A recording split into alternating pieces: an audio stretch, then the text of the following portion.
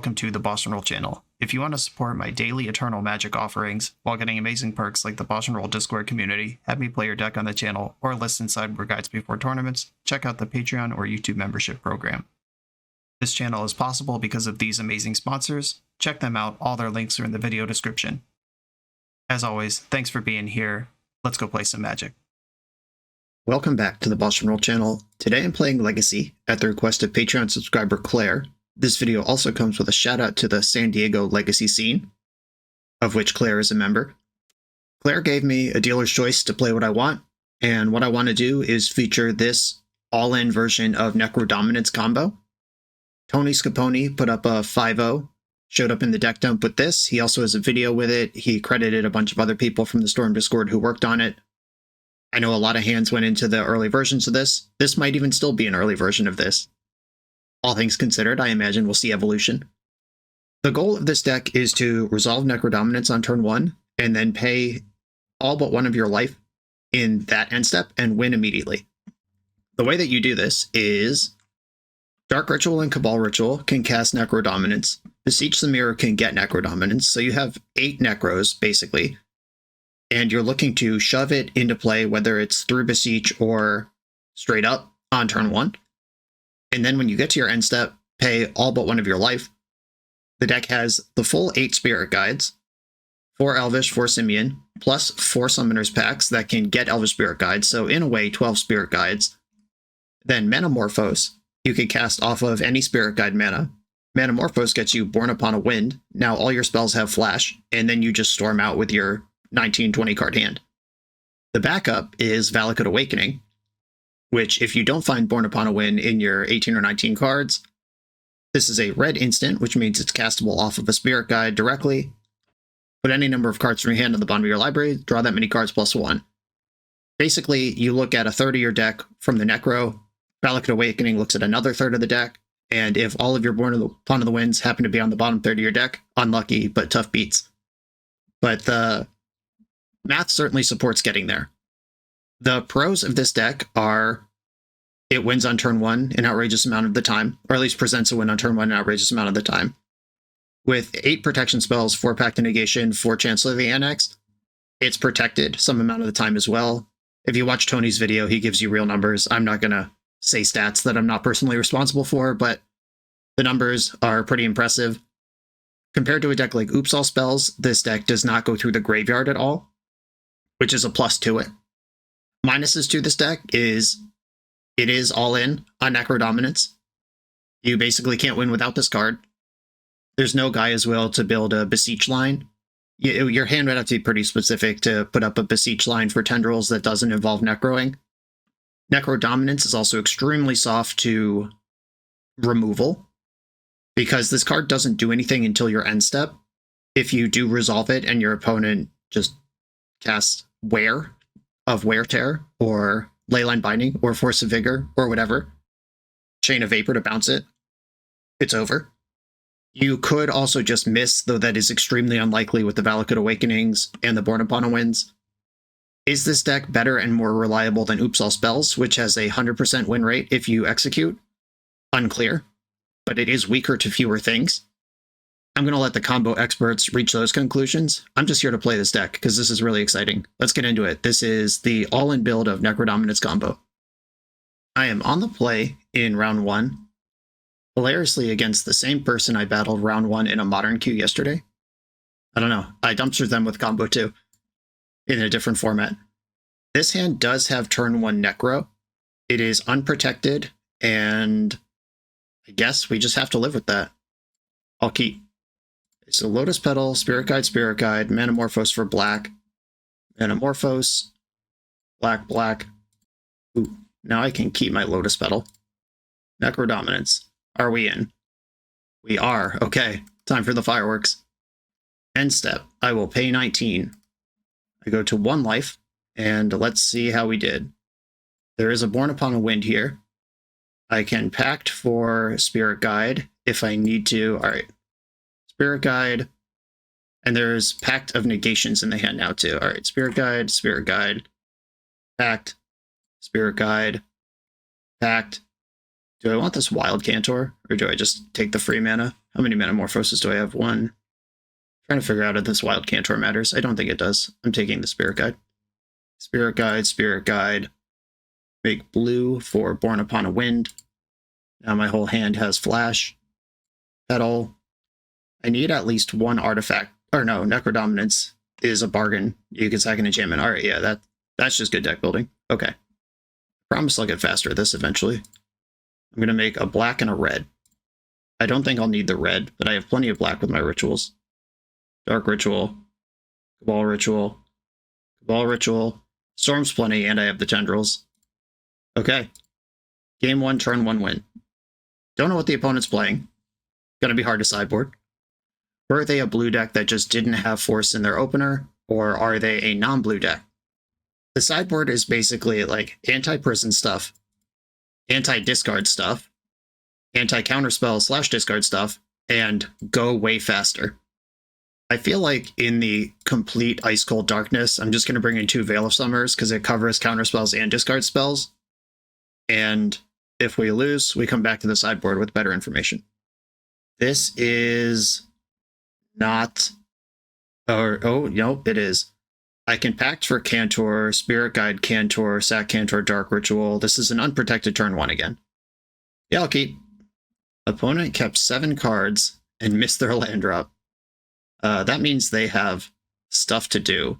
Oh, the Lotus Petal means this is protected now. That's so messed up. All right, Lotus Petal, Summoner's Pact, Wild Cantor, Exile Spirit Guide, Cast Cantor, Sack for Black, Dark Ritual, Necro. I should have Veiled first. If they have Double Force, I'm an idiot. I guess they beat Double Force anyway, because I had to Pact to even get this far. Yeah, I should have started the turn with just Veil of Summer before I even Pact. Okay, now we just lose. Alright. The no-land Double Force hand, but they're on Merfolk. They pitched Vidalian Hexcatcher. What do I want to do versus a Merfolk? On the play, Chancellor is more appealing than Veil. And Merfolk's just going to be a blue deck with generic blue interaction. Because the thing about Chancellor, especially when you're on the play, is it is as disruptive as Veil of Summer, but costs 0 mana, and you need it in your opening hand anyway because you're planning to go on turn 1. Okay, yeah, I'm just going to submit the main deck again. We do not have a Necro here. Gonna mulligan. No Necro here either, going to 5. There is... Okay, so I have 3, 4, 5 mana. Beseech the Mirror can get Necro but not cast it.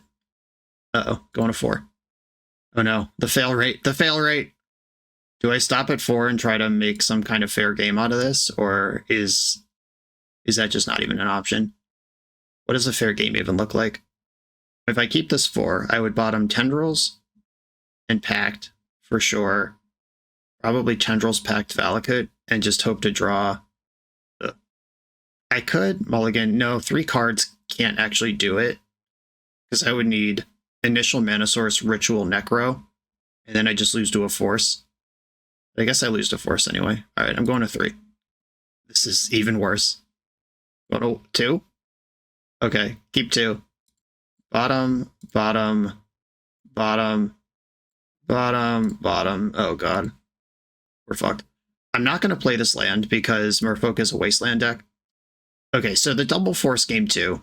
If I had Veiled first, I don't think I could beat this. Alright. Okay, so strengths and weaknesses showed. We presented 2 turn 1 wins. One of them was protected, but they had double action. If I had Veiled first in game 2, if I had just gone Lotus Petal Veil, then they force the Veil, and then I go off again and they get me with the other force. It ends up being the same, except I'm not fully committed to paying for multiple packs at the point where I get the second force. I guess it's not the same because we're literally still playing. And they kept a 0-lander, and it cost them 4 cards. Yeah, if I had Veiled first... But no, I would have had to Pact to get the Cantor to present. Yeah, it ends up being the same.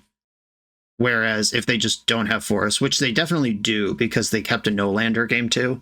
Yeah, I'm just debriefing if there was something else I could have done there. Maybe I'm supposed to stop at like 4 or 5 and just try to make an honest game out of this, but the old multitude. We saw the best and the worst of this deck in the first round. Let's keep going. This video is sponsored by Moxfield.com, the easiest way to build Magic decks online. Moxfield supports over 30 formats, including Legacy and everything else you'll see on this channel. There's multiple customizations so you can interact with your deck how you want. Views such as text, grid, or stacks, and groupings like type, subtype, color, color identity, even artist. The site offers light mode, dark mode, and so much more. However you want to see your deck, Moxfield can provide it for you. Follow my Moxfield to keep up with the channel and what I'm playing in paper. I'll see you there. I'm on the draw in round 2. My hand does not have a Necro. I'm going to mulligan. Also, no Necro. Going to mulligan. Still no Necro. Going to mulligan. This one... Okay, so I have to put 3 of these to the bottom. That would be Awakening, Spirit Guide, Jesus. Okay, and I could play Awakening as a land and go for a slower start. I think that's better than trying to make this work off 3. I need the Beseech. The Vault of Whispers, I can bargain. I'll need Manamorphose to get the colors correct. I think Summoner's Pact goes, or I have black here. Dark Ritual or Cabal Ritual is my best draw anyway, so maybe I have to live without Manamorphose and Spirit Guide. Okay. After that high of round 1, game 1, now I'm like, oh, okay. If I draw a Dark or Cabal Ritual, though, we can send it. And if that was a 5-card keep, 1, 2, 3, 4, nope, that's still not quite enough. Noble Hierarch, probably a Nadu gamer over there. Okay, we hit the best possible card. It still doesn't work until next turn. I'm going to play Vault of Whispers and pass. Oh, this comes in tap, doesn't it? I thought, all right, so basically what happened there was, in my head, I was like, well, if I just draw a different mana, then I'd rather have Valakut Awakening in my hand at the end of the chain, which is true, but Awakening coming into play tapped means that I don't guarantee a turn 2 unless I commit it here. The deck is mostly mana, though. Maybe I won't get punished. Caracas, Stoneforge Mystic. This looks like my build of Nadu. I like it, if that's what's going on. And this isn't rocket science to put together a defensible Nadu deck, but all of these cards, including the Noble Hierarch. Hierarch's one of my signatures. Everyone else is playing Delighted Halfling. Lion Sash. All right, 8 mana source. Any one at all. Not that. Okay. Valakut, Stoneforge, pass. Live in Regret. And each of these cheeky little points that Noble Hierarch is doing, or so if Stoneforge Mystic attacks for 2 here, that's cards I don't get. Your life total actually matters a lot. This chip damage, unlike traditional Storm, where you have time, your life total is a resource, you can win at 1 the same as you win at 20. Yeah, this is huge. This is just 6 cards I don't get. And this could have happened last turn if I had sequenced my lands correctly. Okay, I still get to go this turn and draw 12. Gotta hope they don't have a counterspell, and that my 12 cards are generous. Okay, they're fetching. We know there's Lion Sash in hand. They might just be dumping it out. Another Stoneforge. Okay, so we know 2 of their 4 cards in hand. Cryptic Coat is blue, unfortunately, for Force of Will. Okay. Gemstone Mine lets me keep Lotus Petal when I go off. If this Chancellor was packed, I'd feel so good about life. Okay, Cabal Ritual. They haven't F6'd. Cast with Bargain.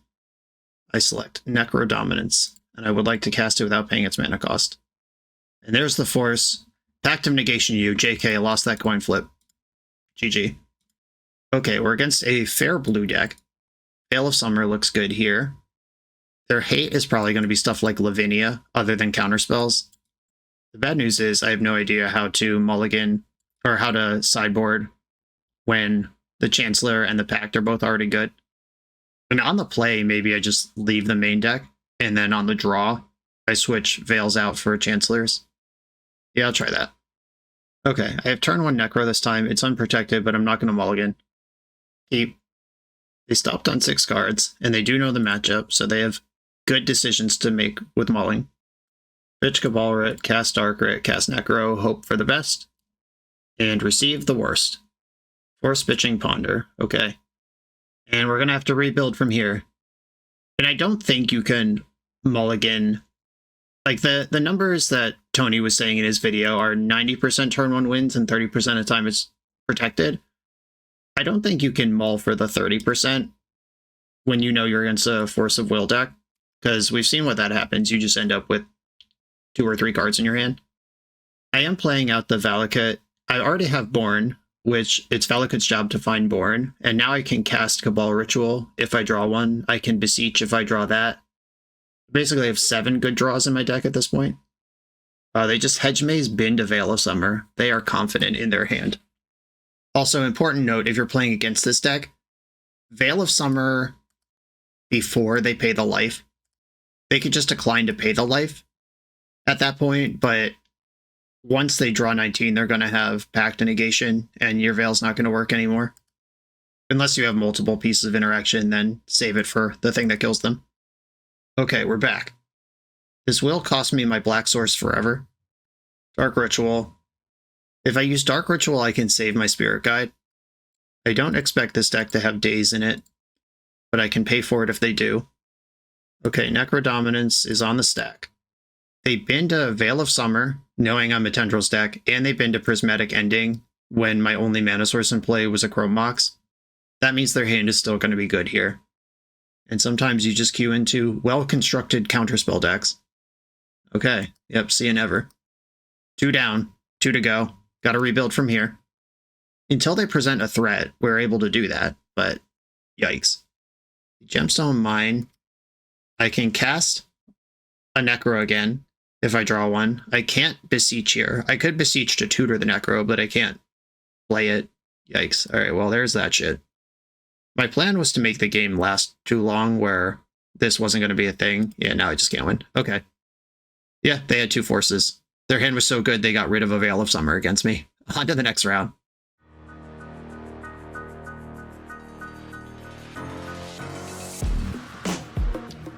The BoshNRoll channel is proudly partnered with the Resleevables. Good. All right, here we go, gang. In this YouTube series, hosts Cedric Phillips and Patrick Sullivan take us on a set-by-set journey through the good, the bad, and the ugly of Magic's history. Each episode is a focused deep dive into the facts about a set's design and release, the Magic lore expressed through the cards in that set, Tournament Edition gameplay videos featuring products and Pro Tour decks of the era, an award show that shouts out the best and weirdest cards of the set, and a final grade for the set's overall success. Whether you want a history lesson or a nostalgia hit, The Resleevables has it at youtube.com/theresleevables. I'm on the play in round 3 with a turn 1 Necro. 1, 2, 3, 4, and I can sack the Chrome Mox without pitching to it. Not protected, but it is here. We're going to force check this opponent. Okay, so I have kind of a decision to make here, which is, do I bargain off of the Vault of Whispers or off of the Chrome Mox? Because the Chrome Mox in my hand could still be useful this game. But if I miss, I'd rather have a land in play. We don't play to miss. I'm keeping my Chrome Mox. Okay, Necrodominance is on the stack. Yeah, okay. They've had enough, and they gave me no information. I think in the dark, I'm going to just do 2 Veil of Summers, and we'll see what we learn about this matchup.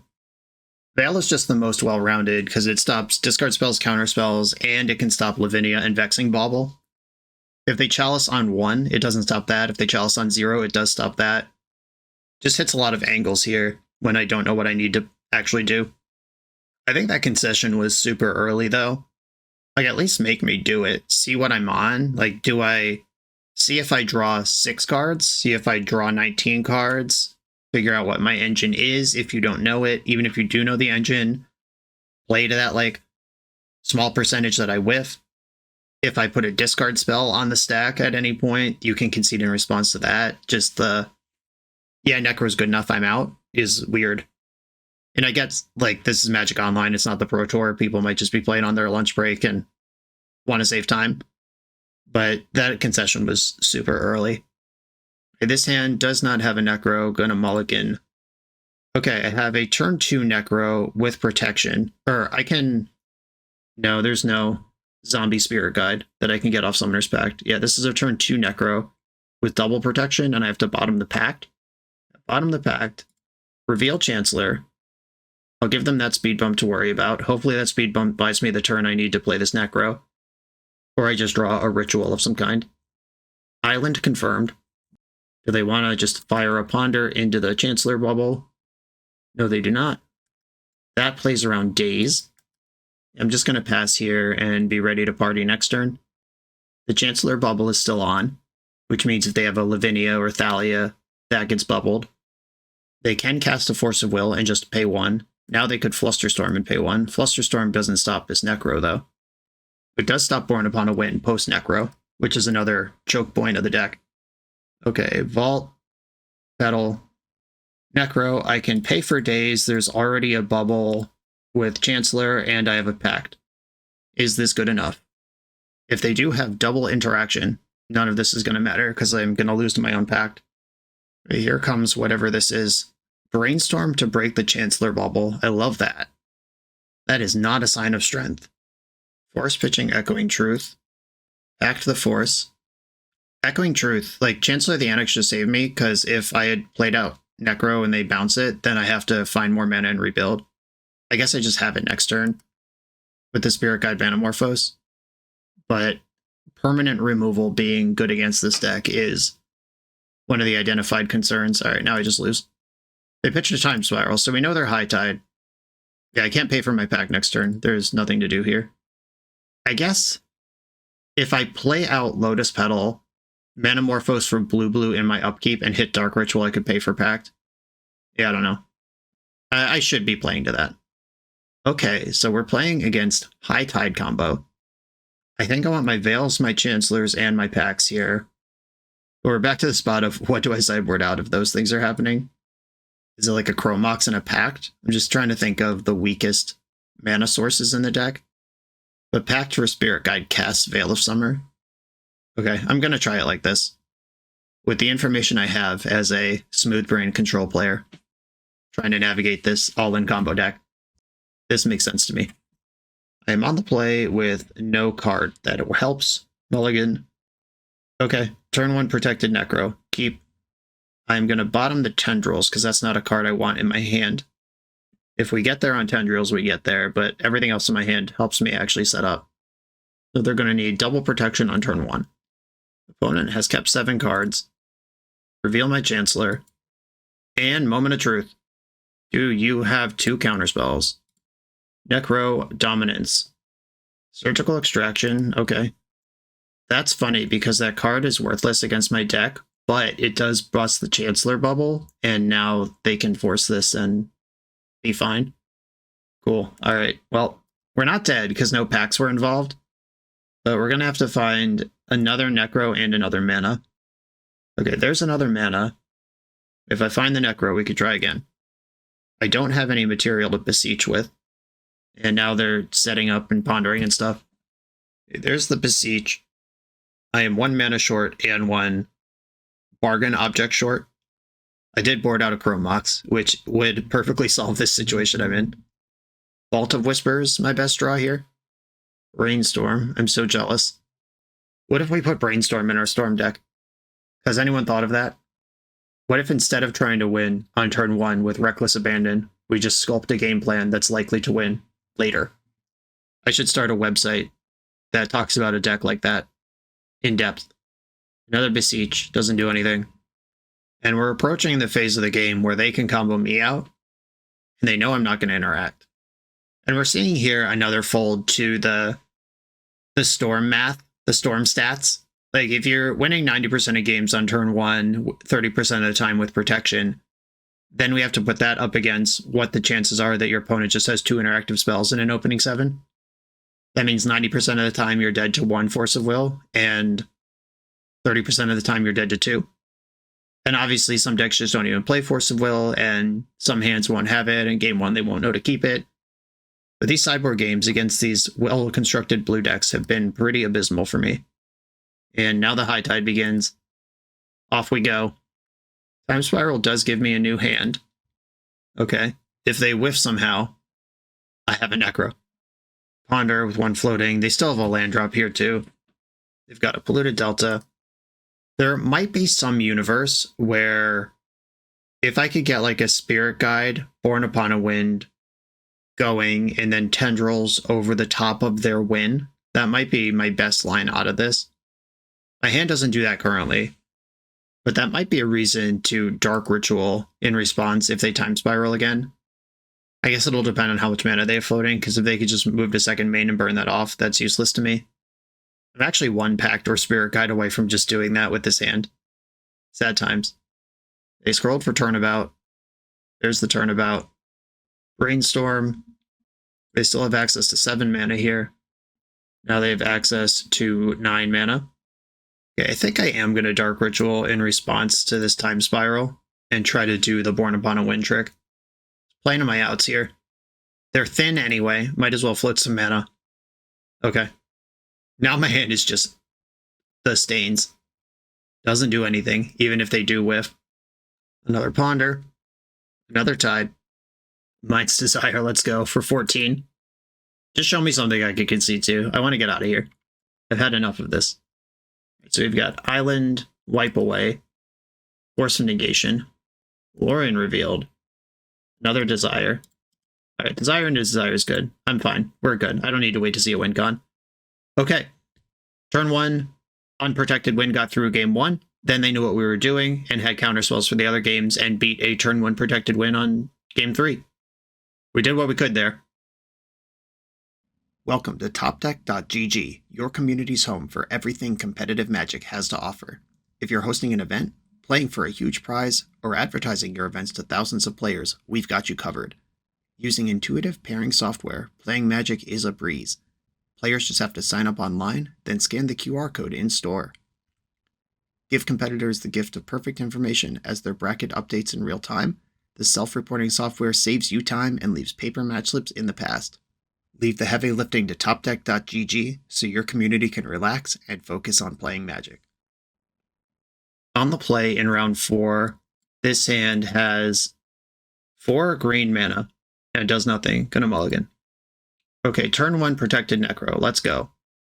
Do I bottom a Pact and be out 1 starting mana? Or do I bottom an Awakening and let the Necro work? I think I'd rather have mana. Okay, another one of these turn 1 protected wins. Will it work this time? This is one of my coaching clients. Hate to do it to him. Okay, Force of Will.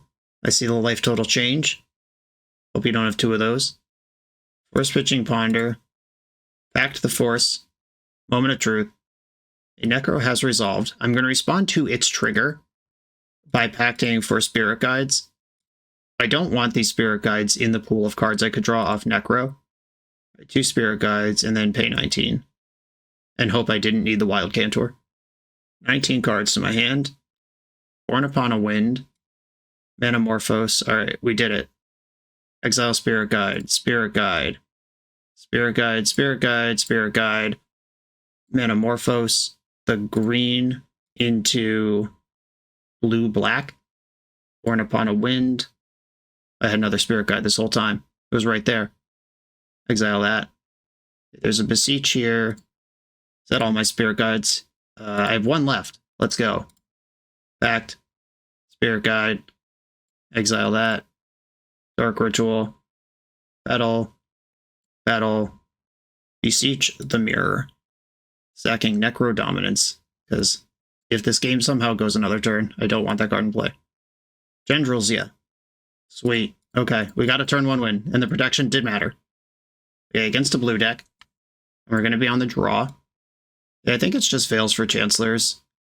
Though the last time I did do like Chrome Mox Summoner's Pack to have Chancellors and Veils for maximum slowdown at the slight cost of speed. But then I spent the entire game with Chrome Mox being the perfect draw, but it's a 1-of in the main anyway. I don't know if I'm supposed to play to that. Okay, I'm going to keep trying this.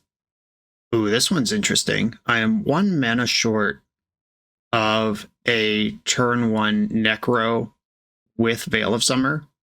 Do you keep hands like this on the strength of drawing any mana source? I think keeping a hand like this one and trusting the deck full of mana to deliver a mana source is better than chasing a mulligan. I'm going to try this for science. Real Storm players would actually know the math of this, but I just think it's good. I'm going to run with it. Underground Sea.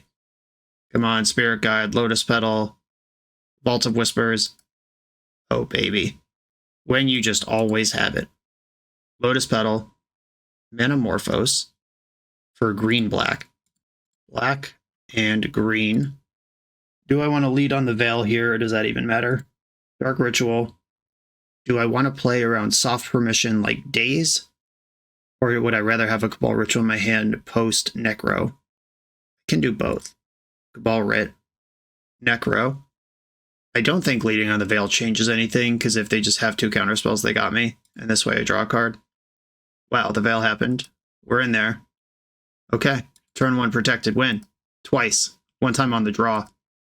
Okay, here we go. Pay 19. Ooh, they're doing something. Cyclic Troll of Khazad. Alright, that doesn't matter. I imagine they're just getting F6 value by doing that then. 19 life into the Necro. Born Upon a Wind is here. Spirit Guide, Metamorphose. It's all here, kids. Make blue-black off of this. Dark Ritual. Exile some Spirit Guides. I'm going to Pact again here. Because Born Upon the Wind and Metamorphose are both cantrips. Get these bad draws out of the way. And Born Upon the Wind. Born Upon a Win the game, more like. Got him. Put some extra rituals in here. Just really lay it on thick. And then Beseech the Mirror. Sacking Necro, get the Tendrils. Sweet. Okay. It all went to plan. Needed the protection both games, but had the protection both games. Kept a hand that needed a little help there, but I think the density of mana makes that turn 1 protected win worth it rather than chasing like an unprotected 5 that's guaranteed to put the thing on the stack. Sweet. I'm happy with that. On to the final round. I'm on the play in the final round with a turn 1 protected Necro. Let's go. We've seen the deck fail for 3 rounds. Now let's have 2 rounds of insanity to close out the league. I am owed it by math. Because that's how it works. If you run bad long enough, you get to run good. Those are the rules. That's why Vegas shows you, next to the roulette wheel, what the most recent spins were. Because if the last 3 were red, you're definitely due for a black, right? Okay, here we go. Necro's in play. End step, I'm going to Pact for a Spirit Guide in response to the Necro trigger. And then pay 19. Can't wait for the Gutshot metagame. There's Gutshot in every sideboard. Okay, we have Born. We've got a bunch of Spirit Guides. Is there a Pact of Negation in the hand? There's not. Okay, they've seen enough. Cool. All right. Turn 1 protected win. Unknown opponent. I'm going to do the thing I've been doing where I just bring in 2 Veil of Summer when I don't know what my opponent's doing. That's going to have to be a skill developed by people who choose to pilot this deck, and I imagine Oops All Spells players and Belcher players and stuff already kind of are tuned into this. I know Bryant Cook, my Eternal Glory podcast co-host and owner of the EpicStorm.com, used to have player profiles based on like, you know, tall dude with glasses and a plaid shirt on is on Delver kind of stuff. Just these player psychographics. I don't know how scientific any of that was, but it was a thing. And if you're just intending to win the game before your opponent can do anything, you're going to need to read somehow. Okay. This hand has 3 mana and protection. And I could keep this again and do the thing I did last game where it's just like any mana sends it. I'm going to do that. I just need 1 source of mana, 1 Spirit Guide, 1 Pact, 1 Lotus Petal, and I'm going off with double Pact. They're a Once Upon a Time deck getting Bayou. Deafening Silence. Well, we're dead. Yeah, literally can't beat that card. What do we got? Nothing. All right, cool. Concede. Go to the sideboard. Sweet. Maybe the more interesting part of the psychographic is if the opponent doesn't interact in game 1, you just assume they're a non-blue deck. I'm sure you can find information like this on the EpicStorm.com or on Tony Scaponi's stream or whatever. Those guys probably talk about that all the time. I'm just not hyper in tune with what combo players are thinking. So this is actually interesting. I'm on the play now, and my intent is to win on turn 1, where I don't care about Hate Bears. So do I just go back on Chancellor? Chancellor even makes Deafening Silence cost 1 if I have to give them a turn, or cost 1 more. Probably can shave some for like a Foundation Breaker and a Nature's Claim. because now I'm worried about Mindbreak Trap and Force of Vigor more than I am about Deafening Silence if my plan is to win on turn 1. Okay. Going back to the main deck, you can't stop me. This hand does not do anything. Mulligan. Oh, we're 1 short. And because I didn't board in any of my removal, I don't want to give them a turn. Okay, I'm going to 5. We got there. Okay, keep this. Get rid of Valakut, Awakening, and I guess I'd rather keep Pact and let Necrodominance do its thing and make sure it's protected than keep Born and assume I'm safe. But I did just put a Valakut, Awakening, and a Born on the bottom of the deck, and that's 2 of my 6 hits that I know Necro won't find. That's an awkward dynamic. Okay, I am going to do my best versus Mindbreak Trap here. Opponent's on 3 cards, 2 cards. Okay, they're on 2. Basically has to be Mindbreak Trap. I don't think there's any other card I care about. Oh, Force of Vigor. All right, I am glad I kept the Pact, actually. Okay, all in here on the thing. 1 card left in hand. Get Necro. Oh, wait, Beseech shuffles. Okay, yeah, those 2 cards on the bottom just don't even matter. If I just raw played the Necro, bottoming those 2 cards off the mulligan would matter, but Beseeching for it gets them back in the mix. Going to the end step here. Moment of truth. Do you have Force of Vigor, green card? Surgicling my Lotus Petals. How devastating is that? And what could they have afterwards? Like, if they somehow mulligan to Surgical plus Mindbreak Trap. Let me just see how much I care about Lotus Petal. It would have to be Spirit Guides and Manamorphoses. I think this is worth fighting over. And just hope that their last card in hand's a blank. Okay, here we go. We're in. Paying 19.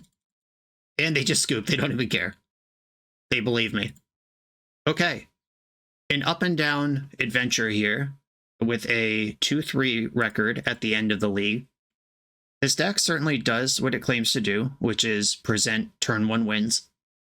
There were 1 or 2 games where I just mulliganed into complete non-functionality.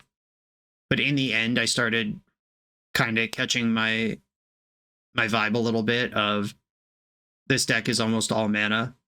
I could keep a hand that's otherwise good, but 1 mana short, and it'll work out. Blind sideboarding, not a skill that I have, but a skill you're going to need if you choose to register a deck like this one. Despite not being a graveyard deck, we did still lose a game to Surgical Extraction because it was able to break our Chancellor bubble on a protected win turn, and then the force could resolve. I'm interested to see where the list goes, where the community takes it. This is still very early in development, and the power level is obviously there. I'm not convinced this is out of line in any kind of way. Like, we're already a format with Belcher and Oops All Spells, and I'm not convinced this deck is better than Oops All Spells. It's probably better than Belcher, because you have the packs and the Chancellors. Belcher usually doesn't play those because it's a Lion's Eye Diamond deck. Oops All Spells, though, has a bunch of discard and their own packs and stuff, and their win is 100% if it executes. My current opinion of this is it's just a fine deck that exists in Legacy. It's another way to do a thing that the format could already do that is strong and weak versus different things than its comparable decks. I don't think Necrodominance needs to be banned. Not off my impression of this deck anyway. I also don't think this sucks or is unplayable. I believe it is right in that space where if this is the kind of deck you're into, or if you are the type of brewer who is figuring out really how to optimize this is an incredible puzzle for you to solve, and I'm really excited for all those people. This is not my kind of deck. I would rather be the person with 2 forces in my opening hand than the person hoping my opponent doesn't have any forces in their hand. But it's cool that this exists. Shout out to the combo community and Tony and everyone who has been working on this deck and putting it out there. Awesome thing to exist. Claire, thank you for the opportunity to play this deck. Another shout out to the San Diego Legacy scene. Everyone, thanks for watching. Be sure to like, comment, subscribe, check out the Patreon, and I'll see you next time.